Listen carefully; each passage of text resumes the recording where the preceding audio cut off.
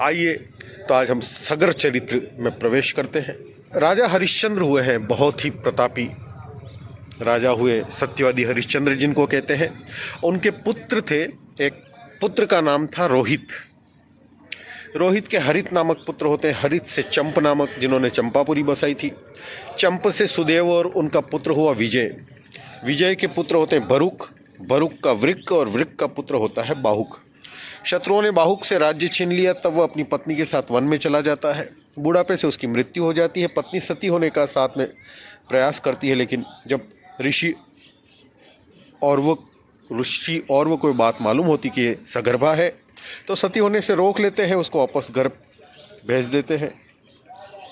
जब जो सौत होती है, दूसरी रानियां होती है सौतें, सौतनों को जब ये बात पता चलती है तो वो भोजन के साथ उसको विष दे देती है कि एक अगर इसका बेटा होगा तो फिर राजा बनेगा, इसलिए विष दे देती घर। किंतु गर्भ पर उस विष का कोई प्रभाव नहीं होता। उस विष के सहित, उस घर के सहित उस बालक का जन्म होता है, इसलिए वो कहलाता सगर। सगर बड़े यशस्वी राजा हुए हैं। सगर चक्रवर्ती सम्राट थे।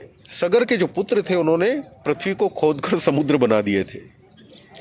और इसके बाद राजा सगर अपने गुरु औरव ऋषि के उपदेशानुसार अश्वमेध यज्ञ द्वारा संपूर्ण वेद एवं देवता मय आत्मस्वरूप सर्वशक्तिमान भगवान की आराधना करते हैं।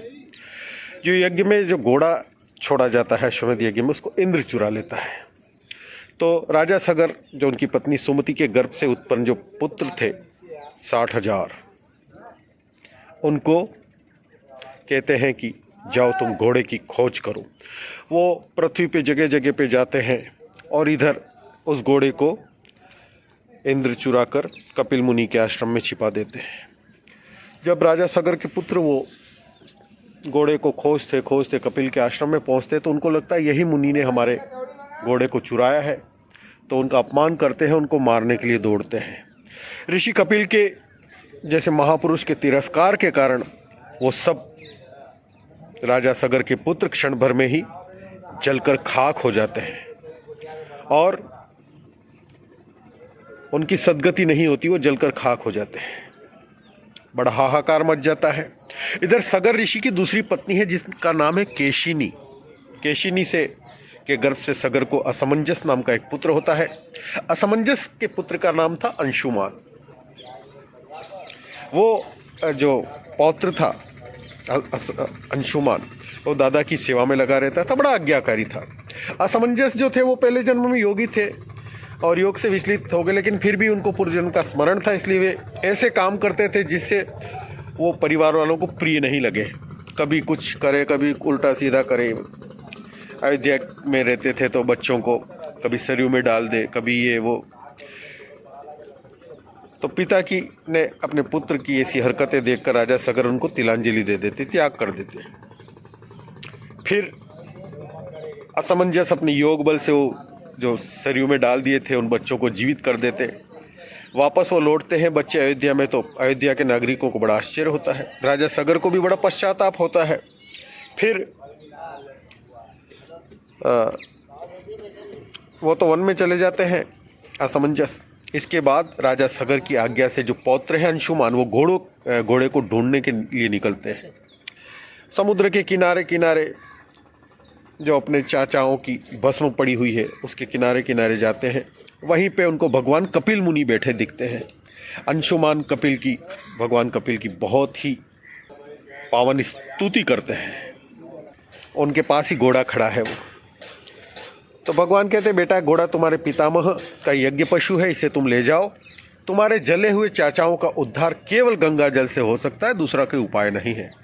अंशुमान ने बड़ी नम्रता से उनको प्रणाम किया, परिक्रमा की और घोड़े को लेकर अपने दादा सगर का जो यज्ञ शेष था उसको पूर्ण किया। तब राजा सगर ने अंशुमान को योग्य जानकर राज्य का भार सौंप दिया और वे वन में जाकर तपस्या करने लगे। अपने गुरु औरव के बतलाए हुए मार्ग से उन्होंने परम पद की प्राप्ति की। अब अंशुमान ने गंगा जी को अपने चाचाओं की मुक्ति के लिए, उनको शांति हो, इसके लिए बहुत वर्षों तक घोर तपस्या की माँ गंगा को स्वर्ग से धरा पर लाने के लिए, लेकिन सफलता नहीं मिलती है। समय आने पर उनकी मृत्यु हो जाती है। अंशुमान के पुत्र दिलीप भी बहुत तपस्वी थे। उन्होंने भी बहुत घनघोर तपस्या की, लेकिन वो भी माँ गंगा को स्वर्ग से धरती पर लाने में सफल नहीं हो पाते हैं। फिर होते हैं दिलीप के पुत्र भगीरथ। भगीरथ अद्भुत, उन्होंने बहुत भारी तपस्या की और उनकी तपस्या से प्रसन्न होकर माँ भगवती गंगा ने उनको दर्शन दिया और कहा कि मैं तुम्हें दर्शन देने आई हूँ। मैं तुम्हारे पूर्वजों का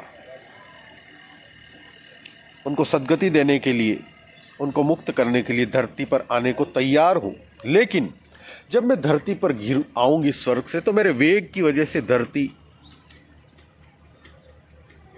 को फोड़कर मैं रसातल में चली जाऊंगी और लोग जो मुझ में पाप धोएंगे उनको मैं कहाँ धोऊंगी। ये दो कारण हैं, तो इस पे विचार करो। भगीरथ कहते हैं, माता, लोक परलोक, धन संपत्ति, स्त्री पुरुष की कामना से जो परे हैं, जो ब्रह्मनिष्ठ है, ऐसे महादेव भगवान रुद्रदेव शिव इस आपके वेग को धारण कर लेंगे। मैं उन्हीं की शरण में जाता हूँ। तो है परीक्षित, गंगा से ऐसा कहकर राजा भगीरथ बहुत भारी तपस्या करते, भगवान शंकर प्रसन्न होते हैं और महादेव माँ गंगा को अपने जटाओं में धारण करने के लिए तैयार हो जाते हैं। फिर उधर स्वर्ग से माँ गंगा का अवतरण होता है। भगवान शिव उसको सिर पर धारण करते हैं।